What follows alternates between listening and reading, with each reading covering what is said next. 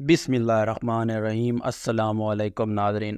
حضور نبی کریم صلی اللہ علیہ وسلم نے معراج شریف کی رات جنت و دوزخ کے عجائبات و غرائب کا مشاہدہ فرما لیا تو ارشاد فرمایا، اے جبرائیل علیہ السلام، مجھے اجازت دیجیے تاکہ میں اللہ تعالیٰ کی بارگاہ میں واپس جاؤں۔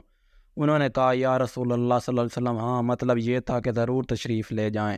چنانچہ حضور نبی کریم صلی اللہ علیہ وسلم فرماتے ہیں کہ جب میں دوبارہ حاضری کے لیے اللہ تعالیٰ کی بارگاہ میں حاضر ہوا تو مجھے خطاب فرمایا، اے محمد صلی اللہ علیہ وسلم، جنت کی نعمتوں اور جہنم کی سختیوں کو آپ نے کیسے پایا؟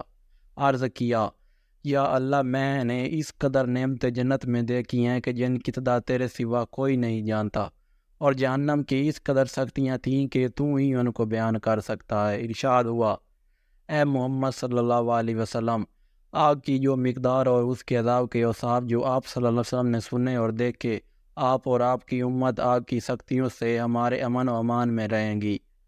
آپ واپس جائیے اور مخلوق کو ایمان لانے اور جنت کی نعمتوں کی طرف بلانے کی کوشش فرمائیں، اور جہنم کے عذاب اور سختیوں سے اجتناب فرمائیں۔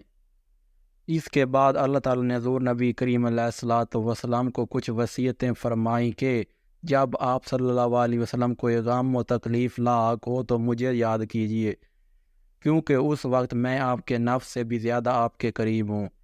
مظلوم کی بد دعا سے ڈریے، کیونکہ میری اور مظلوم کے درمیان کوئی پردہ حائل نہیں، اس کی دعا ضرور قبول کی جاتی ہے۔ اے محمد صلی اللہ علیہ وسلم، مصائب پر صبر کیجیے، اناد، بغض، جبر اور تکبر سے بچیے۔ دنیا پر مغرور نہ ہونا اور اس سے مطمئن نہ ہو جائیے گا، کیونکہ دنیا زوال پذیر ہے، اس نے کسی کے ساتھ وفا نہیں کی۔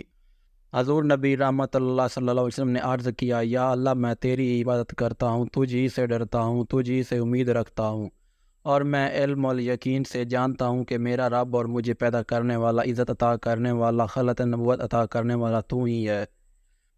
بارگاہ رب العزت کی طرف سے ارشاد ہوا، اے محمد صلی اللہ علیہ وسلم، نماز کو وقت پر ادا کیجیے، امر بالمعروف اور نہی عن المنکر کیجیے، کیونکہ اس سے دین قائم ہے۔ غرض یہ کہ اس کے بعد حضور نبی کریم علیہ الصلوۃ والسلام بے شمار پوشیدہ رازوں کو اپنے سینہ پاک میں محفوظ فرما کر وہاں سے روانہ ہوئے اور واپسی کا سفر شروع ہوا۔ حضور صلی اللہ علیہ وسلم ارشاد فرماتے ہیں کہ جب حضرت جبرائیل علیہ السلام نے مجھے اپنے پر بٹھا کر آسمان کے تئی طبقات سے گزارا اور پھر واپس لائے، معراج سے واپسی کے سفر میں ہی حضور علیہ الصلوۃ والسلام نے یاجوج ماجوج کو دیکھا اور رجال الغیب سے ملاقات فرمائی تھی۔ اللہ اکبر۔ اگر آج کی ویڈیو پسند ہے تو ویڈیو کو لائک کریں، چینل کو سبسکرائب کر دیں۔ ملتے ہیں نیکسٹ ویڈیو میں، تب تک کے لیے اللہ حافظ۔